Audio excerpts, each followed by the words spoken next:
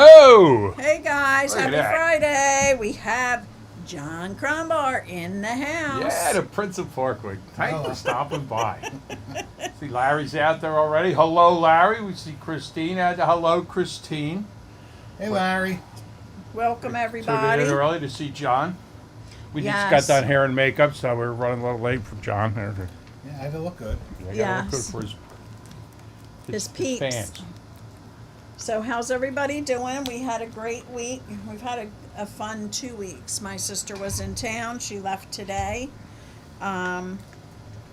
So I'm getting my house back in order. 8 of us in the house was great. It was like the Waltons at night. Brought back memories. So she's Like a half an hour to go to bed with all the hellos and goodbyes and the yes. salutations. So she is on her way back to California, and we had a good time. We had a nice visit, and That's very nice. she's in love with my grandson, Like, Jackson. She's a lot. Is that where the pictures of the Cavaliers come from? No, Okay. All right, my niece, my other sisters, and she just turned a year old. I meant to send you the pictures. They had a little birthday celebration for the.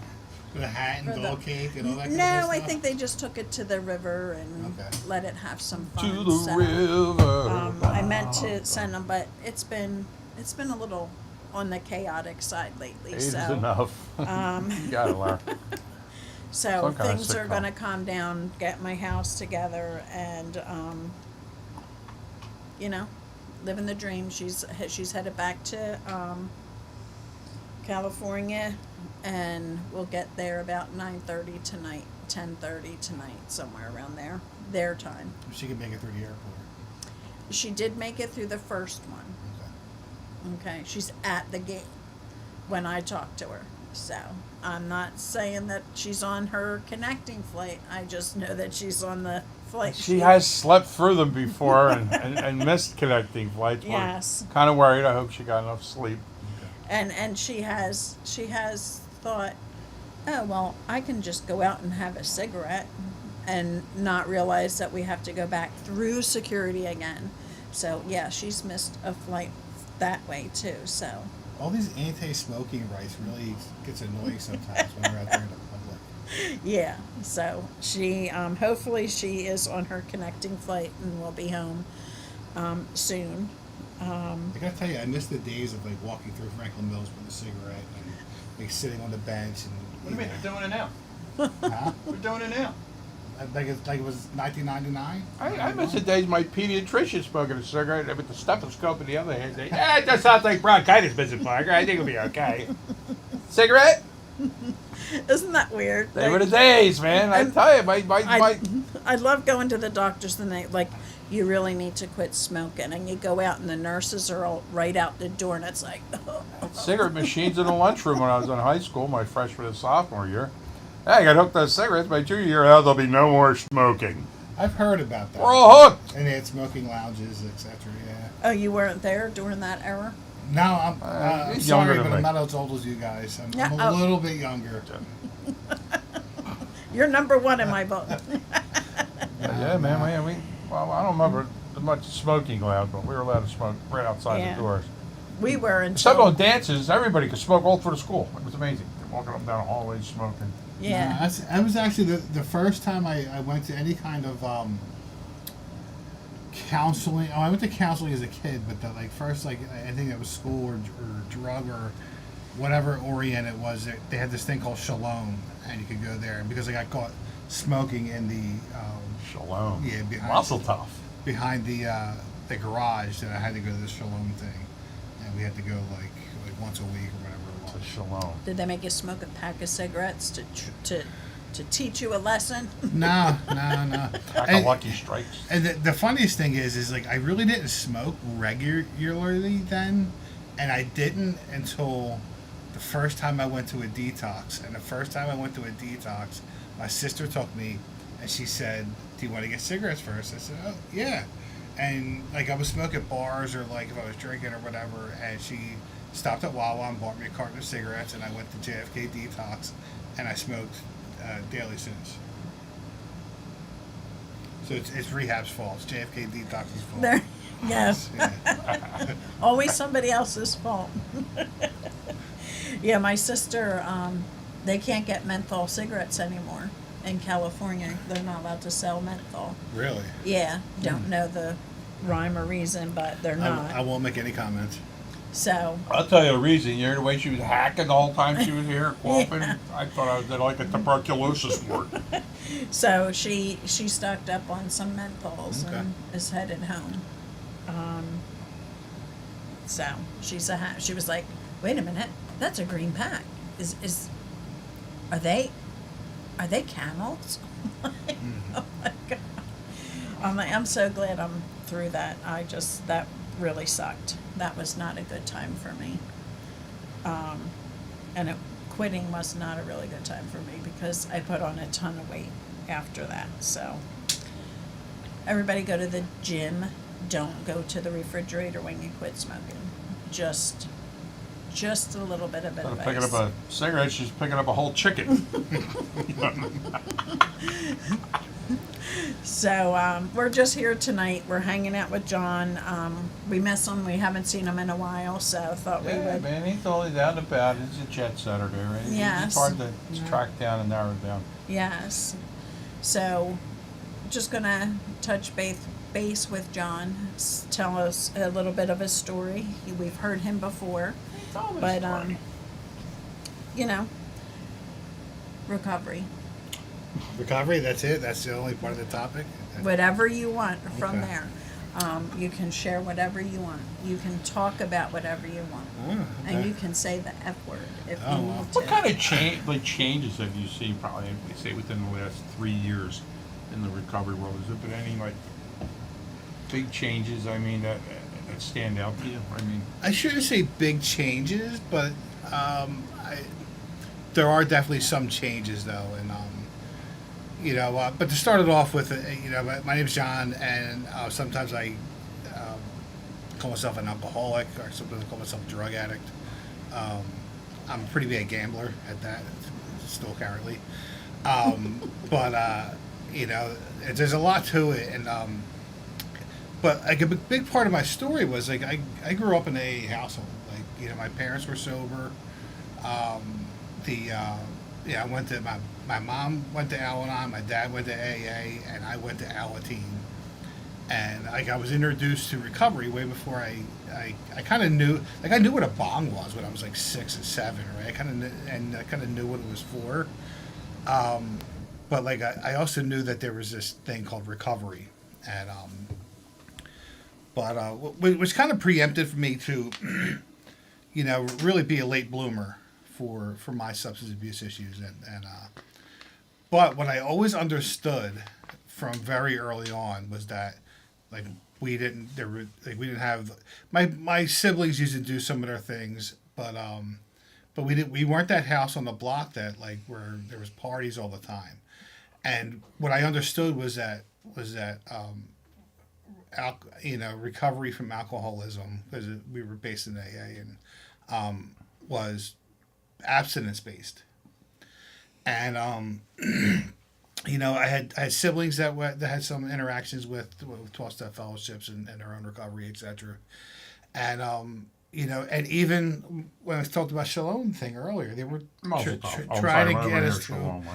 to get us to stop smoking, which is abstinence, And I went to rehab a whole bunch of times when I was younger, and it was all based on the same thing, which was abstinence, and that's what I always understood recovery to be, which was abstinence, refraining from the use of drugs and alcohol, and I got sober early on, and then I slipped up after several years, and then I go back out, and even when I got sober again in 2010, that everything was based on abstinence and the non-usage of, and over the past few years, if you ever read the books where they talk about like Addiction 101 or addiction studies or whatever, when they first break that down, they talk about these things that are called the 5 themes of drug abuse. And it's, psychosocial, which is, cultural involvement. They talk about technological advances in administration, where, different ways to get it into the system faster. They talk about advances in the drugs themselves, so like, how strong fentanyl or how strong the marijuana is today. They talk about stuff like that. And another one that they talk about is government and business involvement. And where, sometimes we don't think about it, like I was always under the feeling of like the government was there to protect us, etc. And here, and I'm not saying that they were trying to make bad things happen, but they put their hands in the mix and kind of really twisted things up, right? And so, like, when pharmaceutical companies, when they get passes and they make these things happen, like we saw what happened with OxyContin, and so that, it was a business involvement, but then, the government gets involved too.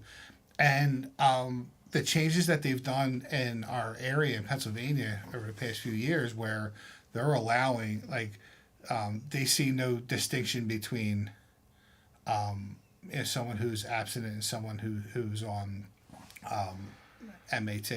I'm not trying to talk bad about MAT. However, I think that where they don't make that distinction kind of opens up the door for some miscommunications. And, so the changes that have happened with that, and that's also opened the door for like medical marijuana. And again, for some, okay, I get it. However, like when you're an active member, and this is the path that I followed was through, a 12-step fellowship, and it's based on abstinence. And what's happened is that now that they, in other realms in the recovery world, that this is okay or that it's allowed or whatnot has really caused a lot of like communication issues when it comes down to like a home group or even an individual level. And the problems that I've seen with the changes with that have really come down to, almost like, some people feel like they're being left out, and I actually had it to where I had to make a distinction, and I felt bad for the guy because he's actually a really good dude, but I had to say, like, but you can't be saying that and then being up there at the head table. It was just kind of it was wrong. It would be irresponsible of me to not address the situation. So that's a huge change. Across the treatment world, the huge push is now for, instead of what we know as the Minnesota or Michigan model, where someone goes into inpatient treatment and they're there for a month or 4 weeks or sometimes even 3 months. And for me, like as a young man, I went for 9-month inpatient because I was just that special. And but I had to stay there for a year and a half. That's kind of jackass I am. But there's a huge push now for MAT and outpatient, and not even just from the government funded side, but also from the private insurance side, because it's cheaper. That's what I was going to say, but I was going to let you go. I mean, that's a discerning factor, I think. I agree, and it brings it back to that government and business involvement. And like here it is, and like years ago, Matt was like the last resort for the people that nothing else is working at, the habitual relapsers and all. Then they would try Matt but now it's like boom, right out of the hole. Yeah. It doesn't give it a chance to the other thing. Then it all comes down to the dollar, like you're saying. I mean, it's a shame, and there's no weaning off of it in the model. It's like it's been on for 25 years. They're I don't know. It's a pet peeve with me, and and I don't talk one means of recovery over the other. I mean, whatever works best for you, but I think it's got to be monitored a little closer. It's I agree. And There's no taper anymore. It's like, like, oh, how long you been on the mat? Well, I've been on the mat like 30 years, something, I've met people who are going in abstinence from the guy had 25 years on the methadone program, and believe me, I love methadone. That was a drug of choice for mine for at one point in time. I will say this though, just to make sure that we catch on the flip side of it. And there's a younger guy who lives down the street from me, and we've used together on many occasions. And I ran it. You guys have actually met him. He came to one of the dances. I think the first one, and he donated a basket. His mom donated the basket, and I ran into him. Like I drive past his house, coming and going. I see it, so I seen him out there, and I stopped and I talked with him. And now, hundreds and hundreds of conversations in the past, right? And so I stopped and talked with him, and he was telling me, he's in, his version of journey and recovery, and which involved MAT. However, something became very apparent, and that was afterwards. I realized I've never, in the years that I've known him, actually really had a full, in-depth, like a real conversation until that day. And I was like, wow, like, here it is, here's my opinion, right? And my opinion is based on my experience. But here's something that's very different. And I've never seen him do as good as he has been over the past few years. And which told me that, just because, like, we have this, because I had this specific experience doesn't mean that that's for everyone. And if he's doing this good, again, never seen him do as good as he is now. What's wrong with that? And it seems to be working for him. He's holding jobs, which is like I didn't think this dude was ever going to have a real job in his life. Now, right. Now coming from me, I haven't worked in like 4 or 5 months, but I wasn't going to go there. It was a big eye opener for me, and so, as far as like, if it works or if it doesn't, whatever. However, I don't think there's enough. I think what really comes down to is there's not enough distinction of, and I guess like there's no authority to say what is recovering and what's not, or what's sober and what's not, or what's clean and what's not. Like whatever, avenue or thing you're falling under where you would use those different classifications. But I also think that there should be, and if the government's getting their hands in the mix and making some kind of changes in it, they should also do so in a proper, more responsible way where there's some kind of conversation about it at least. Mm-hmm. Right. I agree. I mean, it just seems like that's their just go-to thing now, especially on state insurance and stuff. It's like boom. Right. That's true. Get them in the system, move them along. And the thing, and I always say this, like even if you're on MAT, whether it's Suboxone, methadone, whatever, any of the shots out there, you still need that therapy. You still need that connection with a group and finding, a group session, meeting with a counselor. I mean, that's recovery. That's you wanting to, move forward and helping yourself, because without it, you have that tendency to fall back into that, Some people just think it's like a abusing it. magical elixir. You know what I mean? They're not putting any other work into it. I mean, well, I got the shot. They don't want to go to any meetings or anything like that. I had a guy who I've been friends with since we were infants. I've known him my whole entire life. Reach out recently, and he had been somehow showed up at meetings at one point. I'm not really sure. I didn't see him at any, but a gentleman who was actually my bartender, Greg O'D, and he worked at the place that treatment facility I worked at for a while, and actually helped get me my job there. But he had ran into this guy and said, "Oh, I seen whatever," and he was asking about you, etc. And so the dude reached out not that long ago, and some kind of mishap happened, and the alcohol was well, he blamed the alcohol, and I guess he got all tanked up and started some things around, and he was now dealing with the repercussions. So he asked me, what he should do, and I said, well, like, do you need, I'm thinking, do you need detox or do you need rehab, or is that a possibility for you, and I said, when's the last time you've been to a meeting? And it had been years. So I'm like, well, okay. So, and I'm like, all right, I'll pick you up at 5:00, and then he was like, oh, I can't go tonight, and, so, the wife was away. So he did go to a meeting with me. And, so as we go to a clubhouse and we're walking in, I'm trying to really get him to really think about like how he's acting and whatnot. And what I kind of said to him, I said, I was saying throwing all these different things at him, but I kind of hit him with like there is no magic pill.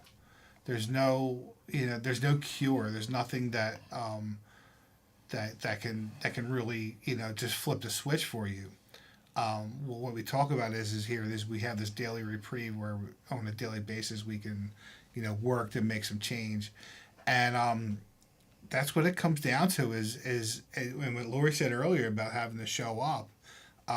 Was it Russell Brand that said it? That someone said, because someone brought it up at my meeting last Friday about the difference between recovery and addiction and active addiction is the connection, and really active use is a lack of connection, and trying to get them prepared that like I don't want you going home and like start telling everything you did or like whatever, like because you read the steps twice. It really comes down to like showing up on a regular basis and becoming a part of, and but a lot of us don't really give it enough chance for that. Right. Yeah. And because life gets in the way, you have to deal with family, job, and treatment. And treatment can be after, rehab and IOP and GOP. Then you're left with meetings, and still finding that balance with family, job, and your meetings will really set a lot of people back. And Well, it's anything you put in front of your recovery. Right. It's something you're going to end up losing anyway. So how's that saying go? I mean, The first thing I put for my recovery, or damn it, I don't know. That's it. That's the first thing I'm going to lose. right. yeah, and that's I seen it. Going down the Ave and seeing people, and you don't see them for a while, and then all of a sudden they're back. It's like, oh, where were you? Jail? No, I went to treatment. And I'm like, well, what are you doing back here? Because I stopped going to my meetings. I stopped, using the tools that were provided for me. And you hear that so often that It's a lifelong commitment. It's not a curable disease. It's like I always said, it's a disease you can manage very well, but you gotta take the proper steps and stick to it. You're never cured. I mean that's kind of a weird thing. In some of the other programs, they say cured, and I won't mention their names, but it was like one other specific program, recovery program, and the cured part. I'm like, that's just so deceiving, that wording. I mean, Well, there's also the debate between recovering or recovered. right. And I get it because we're always recovering, and you can never be like what was it Plato that talked about the forms? You can never be like the most perfect form of something. like Fred says with the pickle. Yes. It's just, and a cucumber. You can never go back to being a cucumber. But I'm going to tell you that I often say recovered because and in one of the blue books that we're supposed to read, it says that I have recovered from a seemingly hopeless state of mind and body, and I don't want to be personally recovering, like, although I can always make change for improvement. I no longer have that hopeless feeling. right? And by working through the steps and applying the principles that we learned through the steps, and then doing all the service work that they told me to do, I had I can't tell you that I had like the white light from Damascus, but I did have what we call about the educational variety, and it was just like a different change, like realization at some point that I no longer have to follow this path, that I can keep moving forward and in a different way, and I don't know. It's for anyone that hasn't, or anyone that's if anyone's in early recovery, or even for the family members, like there's this there's all this stuff that we talk about doing through the fellowship that was absolutely it's awesome. And what I'm gonna tell you, one of the things we talk about is the home group, and Lori would always ask me to come speak, and I'm like, I can't. Friday night's my meeting, right? I almost feel like I'm cheating tonight, because every Friday at 9:00, I go to the same meeting. And been doing it for 12 years, and it not only it's not something that I think it doesn't feel like it's like something I have to work to do. It just becomes part of my regular routine, and the benefits are really great. So yeah, well, why not? Yeah, and it's a matter of connection. It's the we program, and changing it up. The people, places, and things will just keep you. Shout out to our friends in Ottawa. Oh, Canada. See you up there on the tote board. Hello, Yes. Victoria. Wow, Ottawa, really? Yes, we'll cool. play dice later. You're playing that? Yeah. I was playing that on my phone. Yeah. Before we got We she's in Ottawa, but I have the Facebook portal, so we Okay. put the portal on, and now we'll be playing in Canada and California and Pennsylvania. Like all of us will be. Oh wow, there you go. Yeah, so that'll be cool. Me and Ashley really that my Victoria and my sister, that was like their thing. That's their We're playing that dice game. Did they call it 10,000 or Farkle? Did you say 10,000? 10,000. Okay. Well, they played all 10,000. They just say dice, Okay. and we played a 10,000. That's and they do change a few little rules around. So No changing any rules. I know. Oh, I didn't know there was rule changing involved. So I have to get my son to make us A rule board? a board. Oh, there you So go. Victoria made my sister a board. So they I have to get played us a that. board. It's a funny story. So I used to play that all the time, and so in the basement there was a coffee table, and I would always have dice there to play, and I was always playing that, and so my buddy John, who's not really all that, he's not well anymore. He's really off, and but so we go down away and we come back, and I'm like, look, dude, if you start your shit, I'm gonna tell you you're gonna have to go, cause like he would just start the mouth and wouldn't stop, so I'm doing my thing, and I'm like, listen, if you start, I'm gonna tell you you're gonna have to go, so I do my shot, and then he just starts. Every time you do that, you can't talk. Why wouldn't you do that if you can't talk? And blah, blah, blah, blah, blah, blah, blah, blah, blah, blah. And I had this yellow pad there, notepad, and like I couldn't talk, and like I'm all geeked out, and so I had to just take up the Sharpie and write, "Get the out now," But that's the reason why the pad was there. Yeah, it's fun. It's addictive. It really is. It's actually a really cool game, and Yeah. and it's funny to see about the rules part of it. Sometimes I think to myself, when I roll a 6 and a 4, like can't there be like another version where the 6 and a 4 equals 10 and there's 2 5s? Yeah. I start making up my own rules in my head. Yeah. I'm forgetting to have a 12-step dice recovery program Well, there's a really, really great called Dice Baby. there's a really great pamphlet from one of the fellowships. It's called "Having Fun in Recovery," and in that it talks about it says in the big book, we aren't a glum lot. We absolutely insist on enjoying life, and for a lot of us, like things like that, like went by the wayside, or those things we did with family really went by the wayside. And yeah, you see how I lit up with just talking about playing. Not a lot of people know saw that. that. Not many people know that game either. Right. Oh, it's Right. barely made a comeback. Hey, Larry, let us know how the audio is with that air on. You're out there. I mean, huh? And how loud is it? I mean, we I turned it hope off, you but it's can starting to hear get it. stifling. in Yes, here. it is getting a little bit warm. But it's like very loud. But I hate the summer. Hate it. I love the I summer, love it. I hate it. hate winter. but I'm having a problem with my ankles right now, so I don't know if it's the heat or what, but Open the door, man. Maybe it's the water.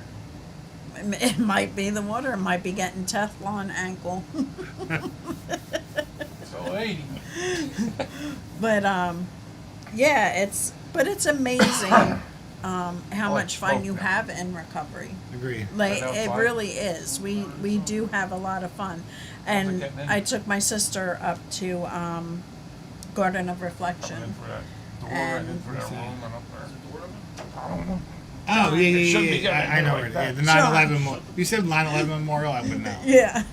So I took her up there so that she could check it out. She's never been there, and just thinking about us all getting together and doing the walk there, and a lot of great memories. And today I picked up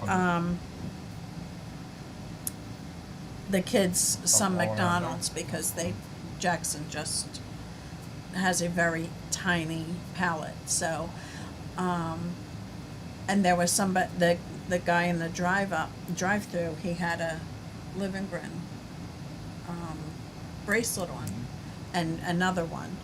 And I said, "Oh, great place to find recovery." And he goes, "Oh yeah, this was the Ride for Recovery." And I said, "Oh, good." And he's like, I'm right there at Daily Reprieve." And I'm like, "Good for you." I'm like, he's like, "I just got my 90-day coin." And he's just so. He's got glasses.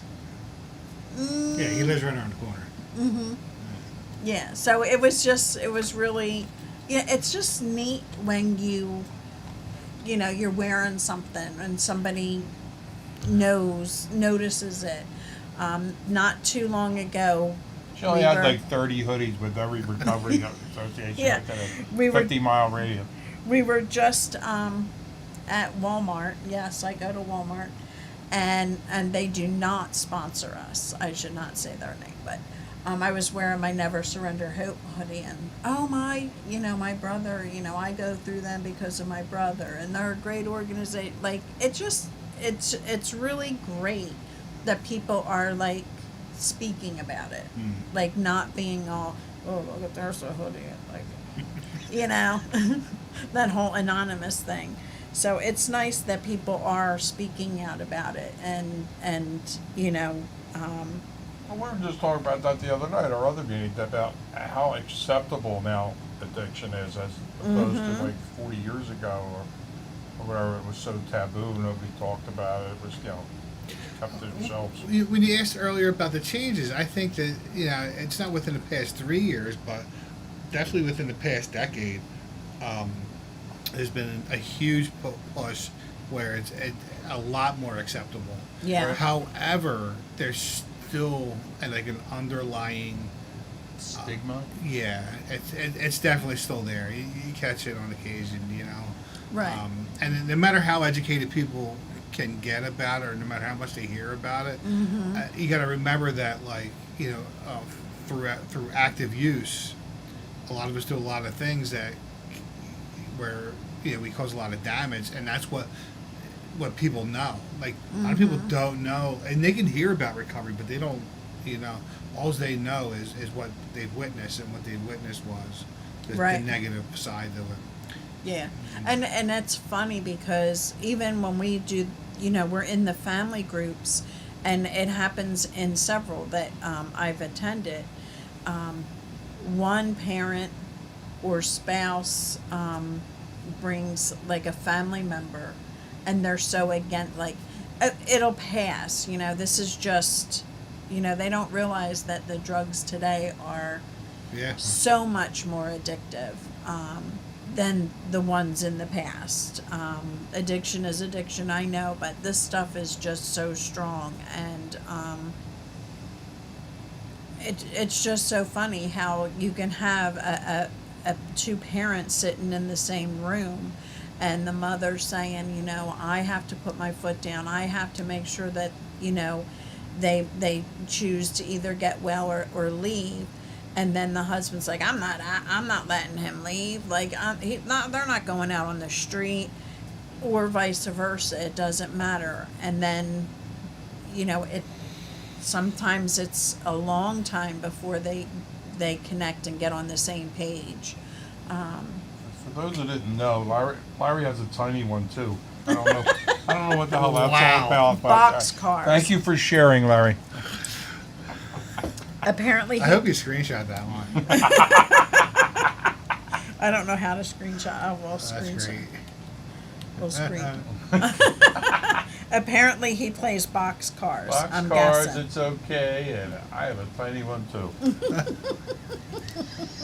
You know, we all have a cross to bear, Larry, and you not being a I religious see- person, I see a yeah, mug love it. coming soon.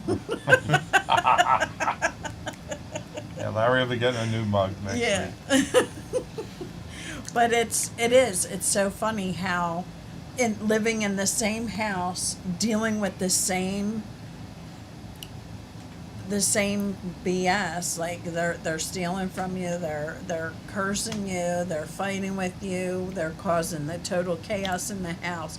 How one parent and the other parent see totally two different things. Well, I mean, when you think, like, I don't have kids, and I hope that never happens. But They haven't knocked on the door yet. Yeah, no, and but like if you look at like you know, so, like me and some of my siblings, that we were raised by the same parents, the same household, and couldn't be more different. You know, everyone reacts to things within their own, you know, their cultural upbringings or whatnot, and go back to, you know, we can go back to what we educate ourselves in or whatever. I also think that a lot of times the parents come down to, one may react differently because the other one says this, so they're going to say the opposite.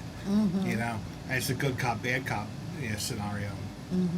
But I definitely think that I don't know, the thing about, like you said, like, you know, don't want them to leave and all that kind of stuff. Where I think a big change in recovery also came from the parenting that's different nowadays than it was like when I was a kid.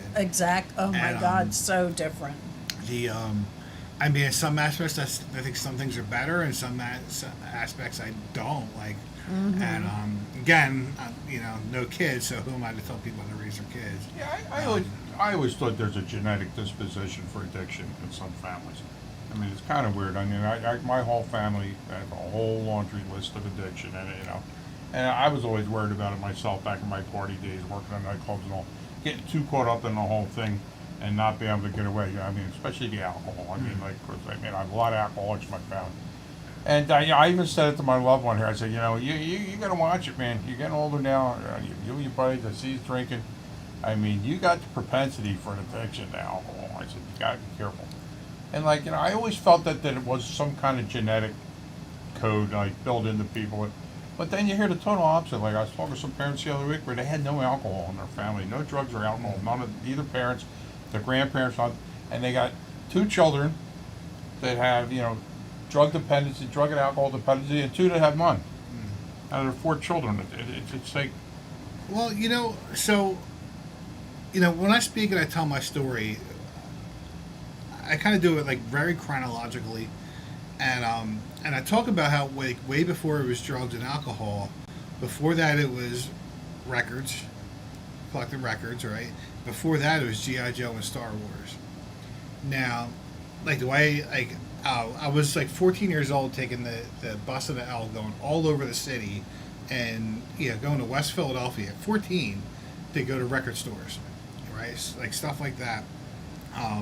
Because I had to have this, like, you know, and then, and that was back in the days of, like, you sent your list off and all that. That was the fun part to it. But Before that, it was GI Joes, GI Joes and Star Wars, and but more GI Joes. How many Princess Leia's do you have? Not, I don't have any of them left. The But you can see the propensity for more and more and more. I can see Yeah, that. You're but so- there was a really hard to find GI Joe. It was the White Ninja, Storm Shadow. Did he have Kung Fu grip? that came That's later? that's a GI Joe. He probably did, Okay. but he had nunchucks and he had swords. Okay. And but we went to James Way, and I was like being punished for something, and my mom, James Way. yeah, my mom was not going to buy it for me. So, like, come hell or high water, I wasn't leaving James Way without Storm Shadow. So I stole it. And when I look back at those times, right? So, like, why did I have to have it? It was like so I could take it to school and show it off, be like, I'm the only one in 8th grade that's got, or whatever grade it was, that has Storm Shadow. So it's recognition for this, whatever it may be, right? So I manipulated and did what I had to do to make it happen, but I had to have all the different ones, and then when it came to records, like this pressing, that pressing, whatever, like this foreign version, and so almost going about things in like an obsessive compulsive manner, and which is very much like drug addiction.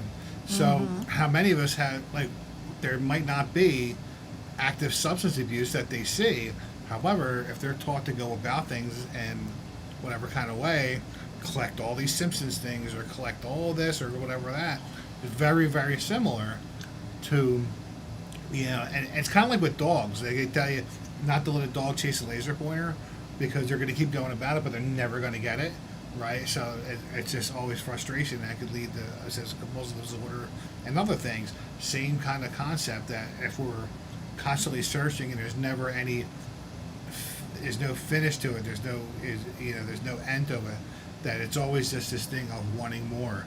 And how many of us, and when we're speaking in meetings or sharing and we hear about it, it wasn't, the drug, my drug of choice was more. It wasn't any one thing. I just said it had to keep going. So I think a lot of us, like, we don't even realize that we were exposed to, addictive personality or addictive disorder before it was drugs and alcohol.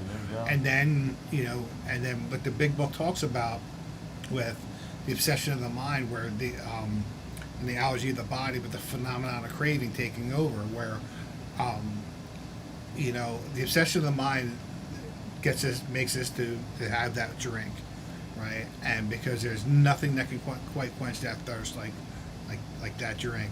And then we have that drink, and then the next thing is there's absolutely, it has to be another one. There's nothing else more but the next one. And then that's what leads us to the allergy of the body, because then we break out, and then it's all bets are off just to follow for that feeling from that first one.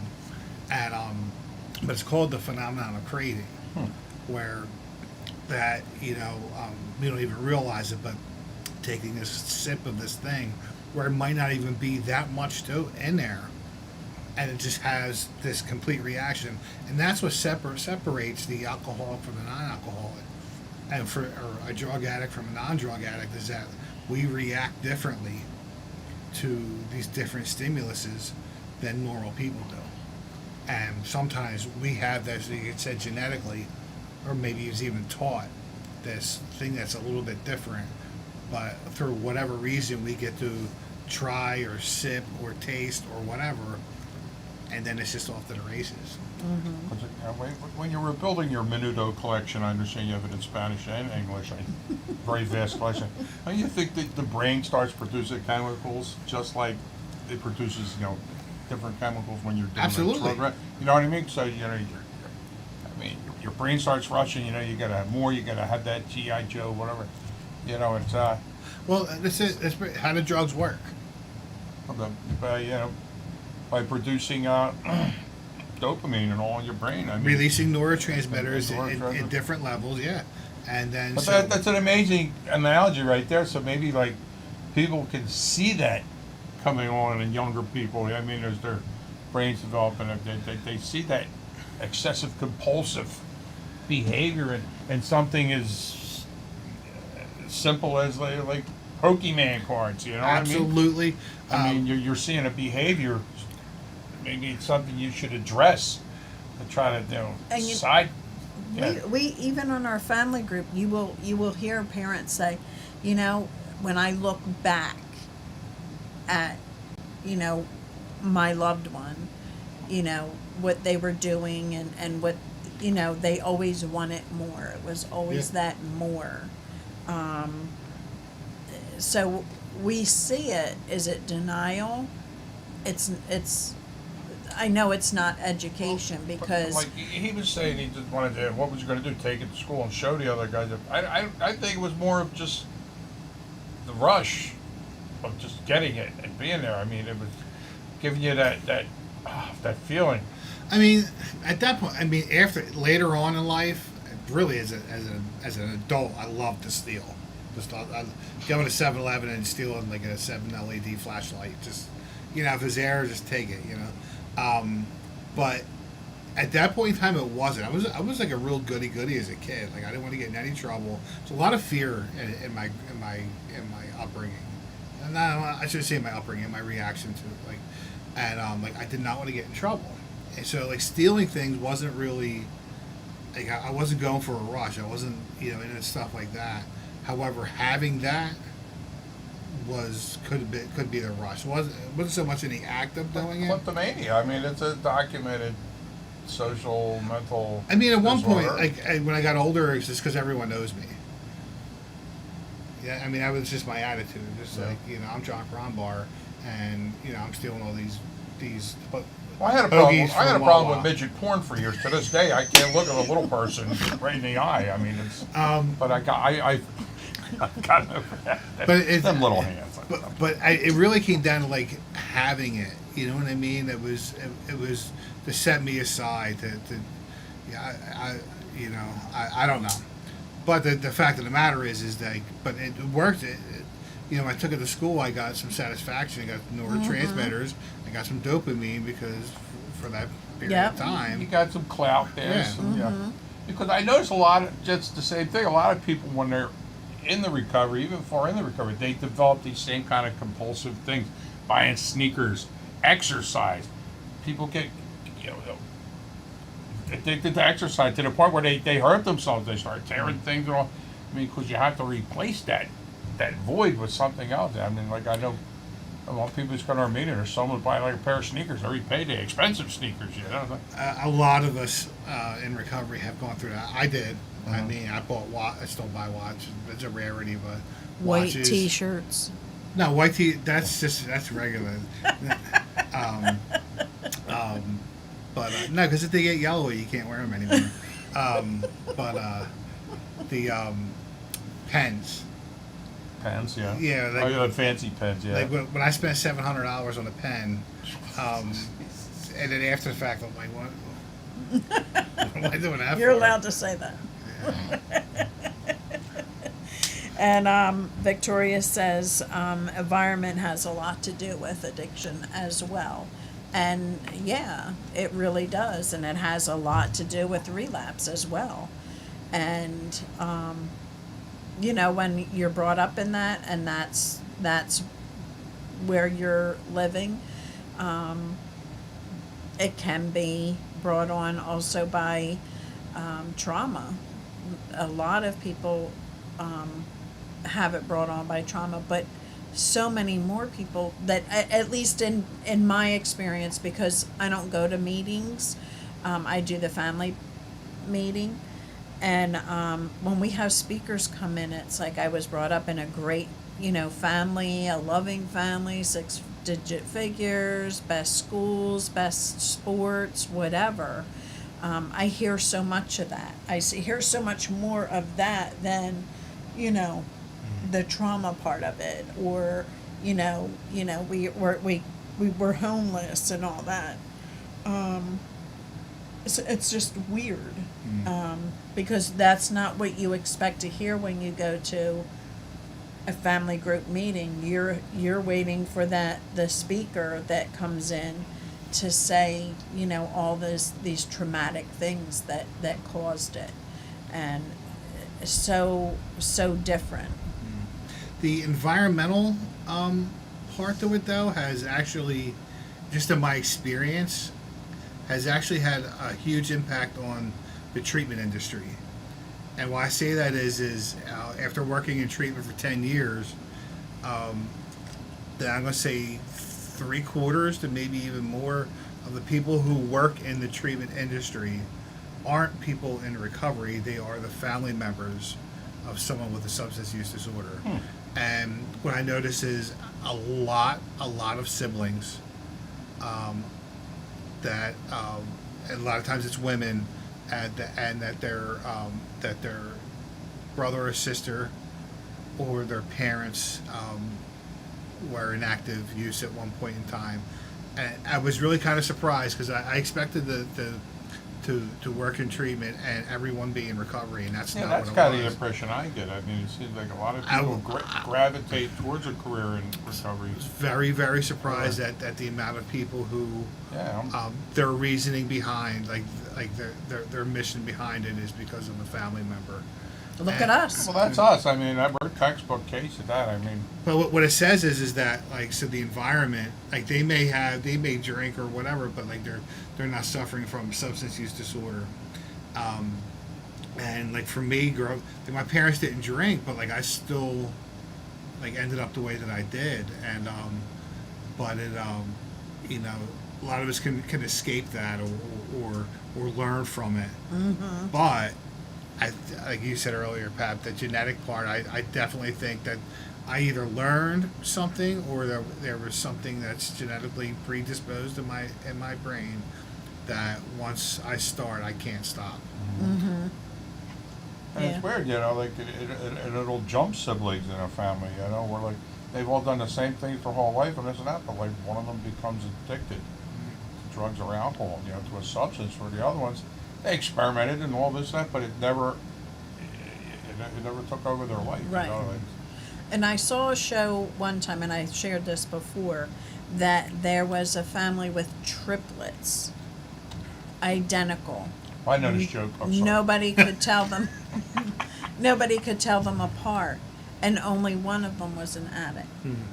Like, you couldn't tell them apart at all, and 1 and 2 weren't. Like why?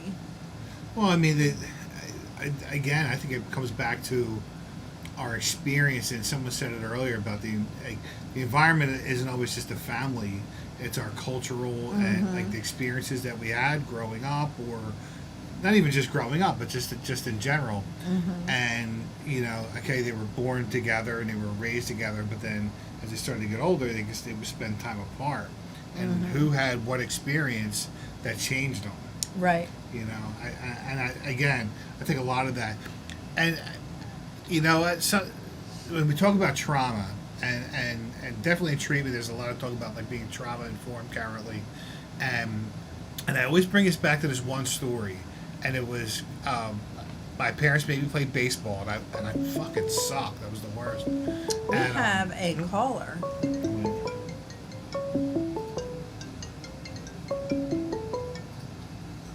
Hello, caller. How can we help you? Tiny pallet. That's what I was trying to get across. It's a tiny pallet, okay? I'm trying to... Larry also has a tiny palate. That's not the roof of your mouth. Isn't that what they call it? Like a cleft palate? Yeah. hey, Larry. Hey, John. Yeah, Larry's Miss you guys. Larry's the life of the show. Miss you too. I mean, you know, I've only been to one alumni meeting, and the one I went to was like... And it just didn't seem to have that flair with you not there. So, Well, oh well. so how you been? I'm good. I'm you know, just kind of doing my thing, and I'm looking for work currently. So He was hard to get a hold of, Larry. He's like a very hard guy to get a hold of. He's very active. He toots every time he comes by the house. I do. though. I will say what it did was it gave me the opportunity to. I've been dealing with a lot of meetings, maybe like 5 days a week sometimes, And then I took an extra class just to finish a little bit earlier. So, is what it is. I took a little time off, and just really just kind of milking the unemployment, and so now I'm back on the grind, looking, and I had some interviews, and I would love to go to the alumni meeting, but maybe sometime in the future, but not anytime soon. Right. So. Are you still working in the recovery field? I'm working on watching Price is Right every day at 11 o'clock. Okay. He's taking Hey, him a did you ever watch. get that thing? I do. It's in my garage. It's in my garage. Oh, great. Okay, fine. I did get like multiple boxes of stuff, and I actually had to go through my garage this week. We're doing a thing with my neighbor. One neighbor brought up, and this is how I always get suckered into shit. But it's happened with the block party. We had a block. They started talking about having a block party, so I'm like, oh, I'll help, and then it was all on my plate. Yes. And we had some neighbors that talked about having a whole block garage sale. So I have to go through my garage this week, but I did find it in there. It was in one of the what do you call it, Crates? things? Yeah, one of the crates that I got from stuff in my office. Wedged So. between his Menudo albums. He did slip down in there. I thought you might have put it on eBay, you know? So, No, worried it's about that. it's yours. I wouldn't do that. So. yeah. But, Yeah, well, if you get back in recovery, if you do a Flyers recovery night, let me know. I 'Cause did. I don't know if it's going to... I did talk Go with ahead. him. I did talk with the guy from the Flyers. Did he have the date yet? I don't think he had the date yet. So, I mean, they're not doing too good. So, you know, I guess when they do the next season's, planning for theme nights or whatever, we'll get back with that. And Yeah, and I don't want to lose that. it's probably going to be with another organization, but I'm just not going to say the name currently because I'm not 100% yet. So. Yeah, okay, cool. Well, just don't forget about me, man. I want to go to that thing. I don't care who I have to go with. Yeah, we'll make it happen. We are putting together a pickleball night, though, Larry. I mean, Yeah. it's not set in stone yet, but Are they small pickles? it's the Philadelphia Gherkins. I don't know if you heard them. But you and that small pallet, I don't know. Yeah. Yeah, I think that saying I had a tiny one kind of threw everybody off. Larry, please, Oh, not no. when I got a mouthful of water. I'm going to drown myself just then. But thank you for clarifying that. You know, it's funny how these little things can just get blown out of proportion. Absolutely. Yeah. Absolutely. Yeah. Well, that's just my Yeah. mindset anyway. That's my home group. We have a Facebook messenger group and a text group, and I have them both muted just because, like, all the stupid stuff that'll come through it, and then if someone ever hits with something like that, it's like another 30 texts of busted on whoever said whatever. Yes. So Like when we used to have those Saturday meetings during the scamdemic, we'd be texting each other stuff. And people would start laughing at it clear blue, like, what was so funny? Like, we had a whole side What meeting did going I on. miss? that was a good meeting, though. I will admit Yes. that Saturday was good. We did have a good, especially because there was donuts. Oh, well, them powdered, Bob. them powdered cream He's donuts, doing then good. Cocaine Anonymous came in afterwards and created doing good. Yeah. a panic. We're Powdered doing, sugar was all over the floor everywhere. Yeah, we're doing good. We're up to like 21. Oh wow. Okay. So we're doing better. It's hey Betty Ann.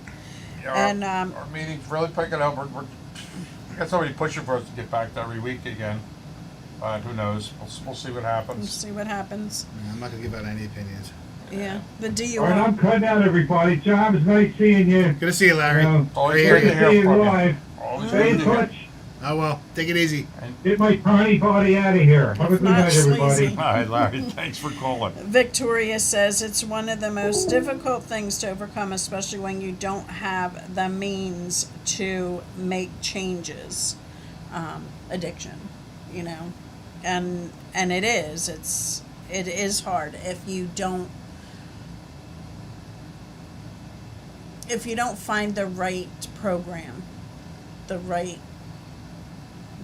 for yourself. Well, A lot But- of times the changes, it's not much the means to make the changes, it's, we're not willing to make the sacrifice that we need to make the change because it's just too complicated and involved. Well, And it's, you know what? So when we first got in here, but before this group started here, and the little icon up there was talking about the 4-step. I said, "Oh, is that what it's?" Can you get me water? And so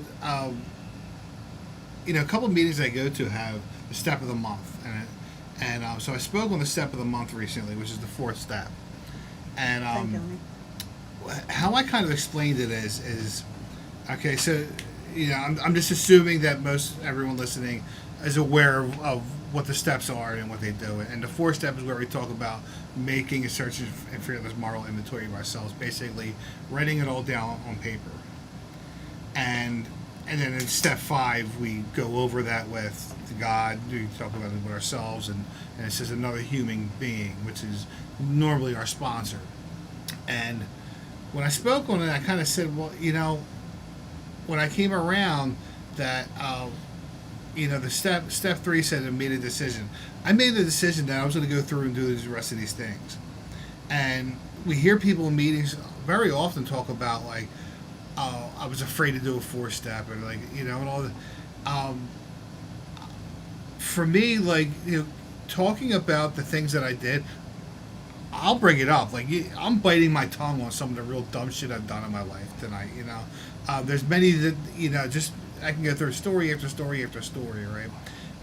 And like I got no problem after I just ripped someone off or whatever, or you know, got in trouble with the family and saying, well, I'm a drug addict, right? I have no problem like talking about these things and in that kind of context. And so what it told me was like, was I really afraid to do a 4th step, or was it afraid to do the work? Right, because I had 7 years before I went back out the first time. Was I really afraid to like talk about that stuff, or did I just not want to do the work? And I think for a lot of us, what it comes down to is like, we can show up at meetings and we can do some of these things. We can go out to the diner, we can go play kickball and all this other kind of stuff. But when it comes down to actually putting pen to paper and doing the actual work, I think is what separates the men from the boys. But it's really not that. It really wasn't that difficult. I recently took a guy. He's in treatment, which is so maybe I didn't do that great of a job, but like, you know, he had a hard time with his 4th step, and I said, well, you know, and we'll hear some people talk about it, like, well, do a little bit on you know, do half an hour a night, or you know, do one section at a time, and that's kind of how I did it with them. I said, well, you know, in this 1 week, I want you to do this section, you know, and really what it comes down to is you know, we know that like if we follow this path, more than likely we're going to have some kind of success. Now, it's not guaranteed by any means, but you know, and it says it in some of the literature, for those that followed our path, you know, and but I found that like, you know, a lot of times it's the fear of success that. If you know, we talk about having a fear about talking it over with another person or doing the work, but sometimes it could be the fear of actually succeeding and recovering and staying sober that gets in the way of doing a lot of that. Christine wants you to finish the baseball story. Oh yeah, so but that was about trauma, right? And so I played baseball and I played soccer. And I also raced BMX and you know, some other things, but I didn't want to play baseball. My parents made me, so and I remember I had to go for practice. Now I went to school, St. Anselm's. Parkwood Field is a block away, and like the furthest field over by where, if anyone knows where it is, where Potter's Field is, on the right side, it's like a block away. And so I walked to school every day to St. Anselm's, most days, until at like 4th grade, I walked every day. And how far away? It's probably like a 5-minute walk from school to that field. Well, my mom was supposed to pick me up, and she didn't. And I remember walking home thinking, like, you forgot me? You know, like, you know, that was Absolutely, right? Now, really, is it that big of a walk difference? It's not, you know. However, I had some kind of reaction to that. I To- think that's called abandonment issues. Yeah, I'm- absolutely. I But it's 40 years later, and I'm still remembering that, right? So how many? And it was very prevalent at the time. Like, but how many of us, right? Doesn't matter what it is that we have this reaction to something in our life, and it really might not be like this super, you know, like 9/11. It might not be like, I'm not saying 9/11 might not be, but you know, we have like these things that we know that are super traumatic things that happen to a lot of us, and but many of us is these little micro things that happen to us, and we have this reaction to it, and we don't even realize it that this is now affecting us 10, 20, 30, 40 years down the line. That, you know, again, feeling abandoned, how many different things affect that? How does it affect other things and other relationships, and how I'm reacting, and other things? And now it could be like, well, now that I'm hiding this drinking this makes me feel good. It makes me forget about having to walk over, right? And it doesn't matter what we've experienced as far as economic or social, cultural, etc., which can really exacerbate it even more. We could have zero, addiction within our families. However, then we just experienced this. 5 years later, we're in high school and someone throws us a beer. We're not even realizing that we were hiding all these different things. And so, a lot of it is these little things that we just see as could be problematic or whatever, but we pile them all together, and that person starts to drink a little bit, and then they just happen to sample some cocaine that their friend has, and not even thinking about heroin or putting needles in our neck, living in Kensington, where really it's a part of the path. And you said it earlier about you can tell sometimes, or you can see it growing up in a very populated area. I mean, there were people I grew up with and people afterwards. I'm like, definitely gonna be a drug addict, and and it's happened, and that not always, but it's happened, and you can see those things. And I think that as now that we're educated, we see these things.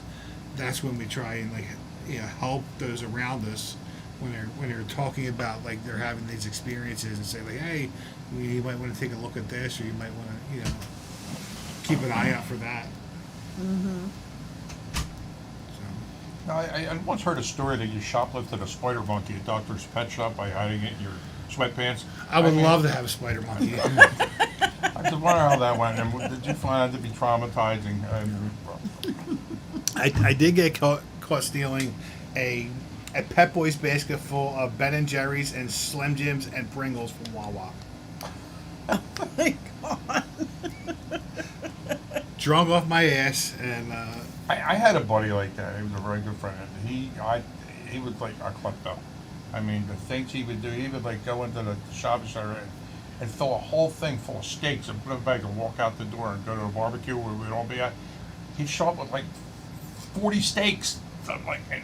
Or he even had the audacity to have them cook up 2 5-pound boxes of shrimp, cook them up to order, put them in a basket, grab them and walk out the door. I mean, this went on for years, and it got worse and worse. Oh my gosh! I mean, I was afraid to go anywhere with him. I mean, we go out and we worked all together too. We go out at lunchtime in Wawa. I go up, I get my soda, pay for my hoagie. He'd order 3 hoagies and walk out the door with them. I'm always afraid to get caught up in it. but most of mine were alcohol induced. I should say. He'd do this stone cold sober, man. It'd be and I think eventually he caught up with him. I remember hearing the story, but I was afraid to be around. You get drug into it by association. Absolutely. Oh, I've had plenty of that too. So. Now, what was the hardest part of your recovery? The hardest part?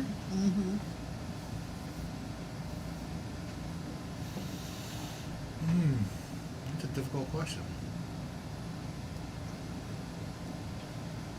I mean, for me specifically, wow, this is a hard one. Some of the amends were kind of difficult. Yeah. You know, so, I mean, there were some people who like really didn't want to hear it, but also, you know, differentiating who deserves. I hate to put it in that kind of way, but who gets an amendment or not. But it also became down to like, you know, are we creating issues here by doing this? I guess really the hardest part is really like the letdown you get from people, from other people,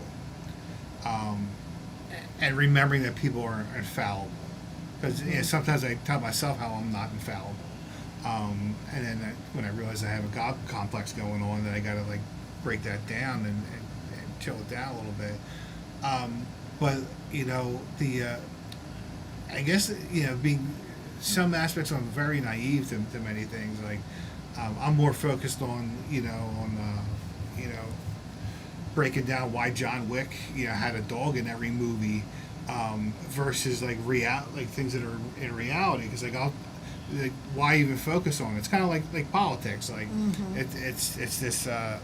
Sometimes it's this circus that's going on, and sometimes the circus is in my brain, and but I realize now that like a lot of that was expectations on people, but like I had this wholehearted idea that like it was kumbaya and everything was going to be hunky dory, but that's not really what it was. What was your favorite part of recovery? Some of the laughs that you get. I would love to go back to like that first couple of years in recovery, where going to meetings every night and driving here and driving there and doing this and doing that. You hear people talk about like their time in college or whatever. Like that first couple of years in recovery was a ball. I had a great time, and Did you find it rewarding that people were finally able to trust you and confide in your judgment again and all, and instead of and giving you like things to do they wouldn't even think of asking you to do back then? Just curious. So to put her, I wasn't like I wasn't like much of a like I would steal from like Wawa, but I wasn't like, and I can't say I never did it. Like I really wasn't like much of a like wasn't like steal the TV kind of the house kind of guy. But like, would your mother say, here's $40, go out and get me some bread, eggs, and would Yeah. she give you cash and trust you to go out? Yeah. Yeah. I might not come back with a car for 2 weeks. Hey, Ma, I left your eggs on the stuff. it was really kind of a mix. I was more of like a borrow money and not paying it back kind of guy. But like I mostly worked and like, but I would like F those up and whatever.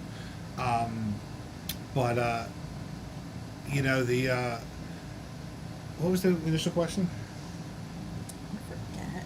What was your favorite part of recovery? No, it said there was something after that. But like the trust part came back. Like I was already the guy that like the family would reach out to when things were happening. So like I was always like a big. That was from recovery. That was from when I was sober the first time. Like I was accountable and I was there, etc. So that always kind of stayed. But I know, like, even now, but you're like the guy everybody goes to fix things, to get them the ball rolling. You know what I mean? You know what I'm saying? Like you're the Yeah. you're the guy that figures things out. I mean, that was part of my nature, I guess. You know what I Right. mean? Well, that's what I kind of figured, and I thought maybe that kind of got put to the side when you were in the throes of your addiction. Maybe people weren't coming to you and asking you. It would depend. I'm going to tell you a story that I'll never forget it. That I used to stay with this couple that lived at Cotman and Jackson, and it was a guy from the neighborhood's house. These two women lived upstairs in the house, and there was like a crack shack studio apartment in the basement. And I remember I came home for my niece's wedding, and my mom was like, "Do you think anyone wants you there?" And I was like, "Bitch!" Like, but like she was right. Like it really it hurt. Like I was really hurt by that. Yeah. And I ended up not going. Right. And I was like, and I went back to the house. And I remember the girl was like, "What are you doing? Are you speaking to the wedding?" I'm like, "Oh yeah." And I kind of like faked it off because like I didn't want to deal with like this is what it was.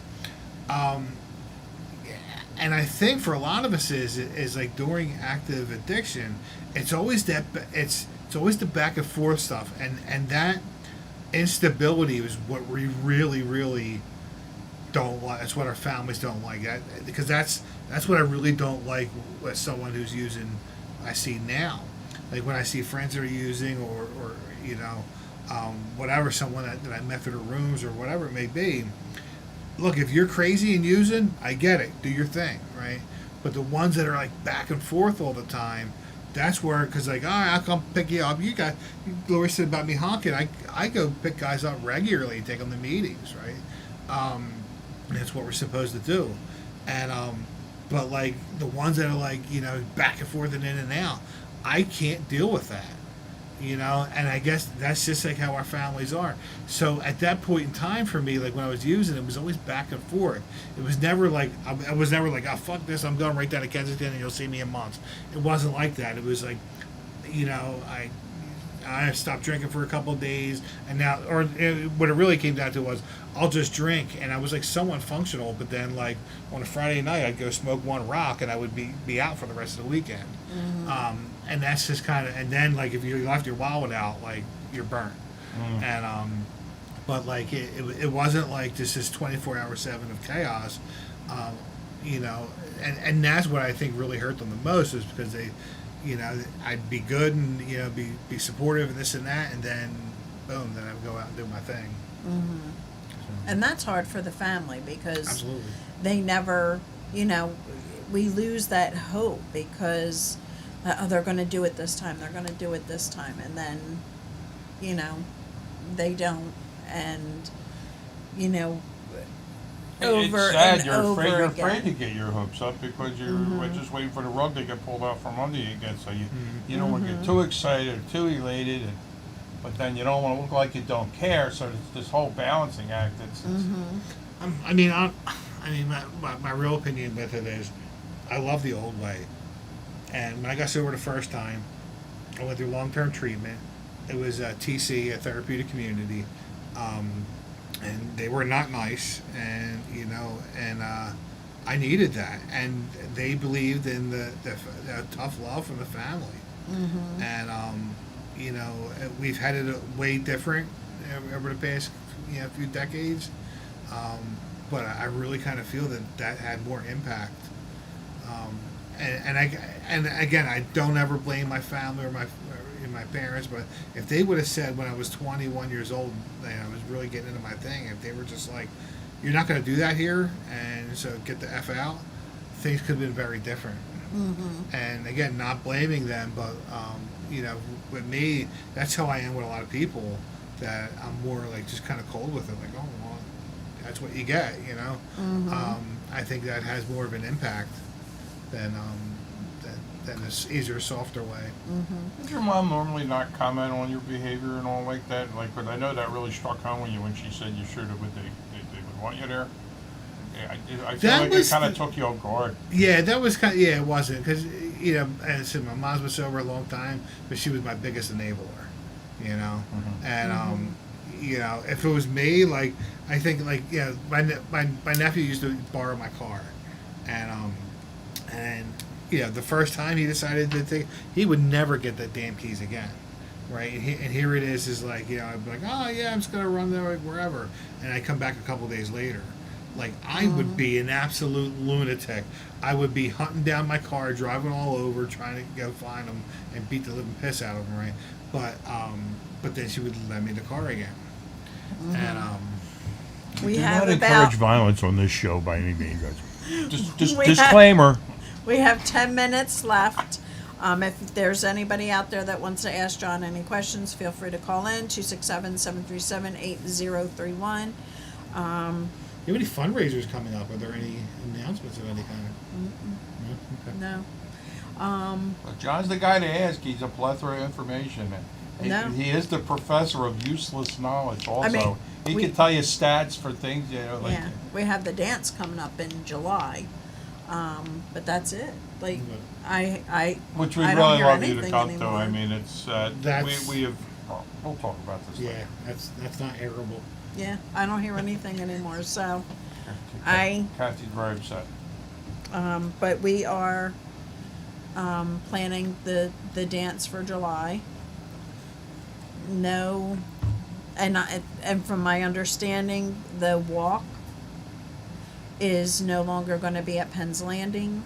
It's going to be each, ProAct will Same have mistake. one in their area. Maybe that's better though. I don't know, it I was. love that camaraderie of 30,000 And- people. It was And, just, and being a awesome. parent, being family, it's just an eye opener. it was just a place that I could go and get all the resources that I felt would help me help my loved one.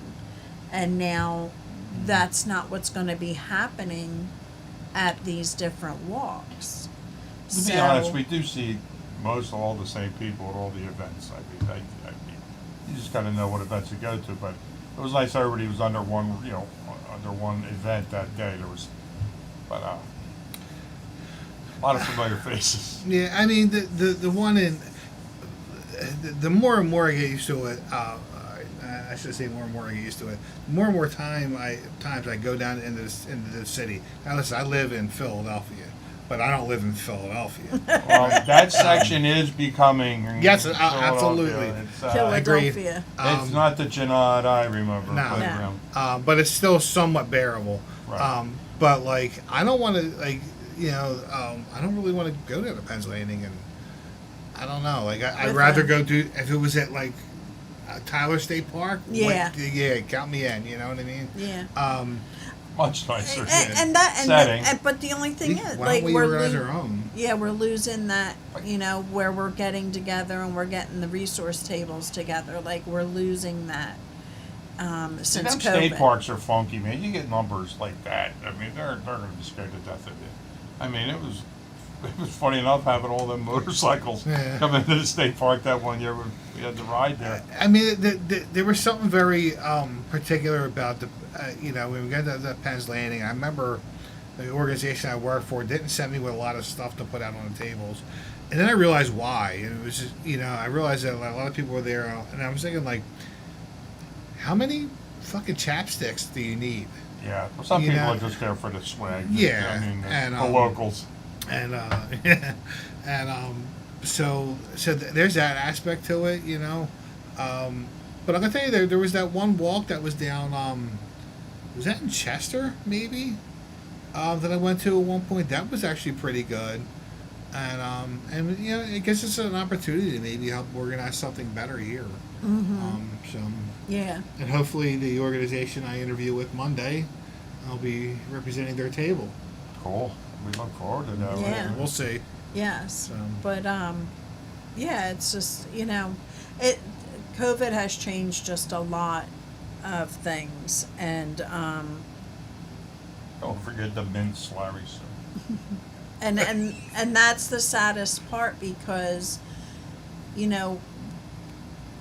when it happened to us, we came in at a time where there were events everywhere. There were like town hall meetings and school things, and just an abundance of resource tables set up. Yeah. And mint Larry, you remember the popcorn?